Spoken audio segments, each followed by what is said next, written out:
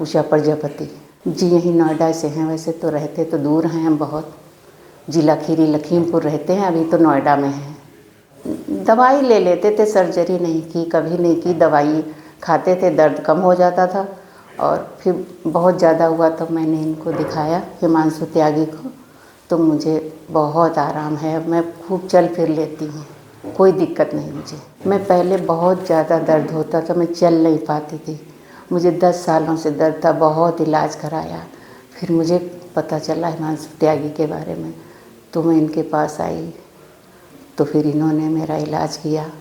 मैं बिल्कुल सर्जरी के बाद बिल्कुल ठीक हूँ, चल फिर भी लेती हूँ, और कोई दिक्कत नहीं है मुझे।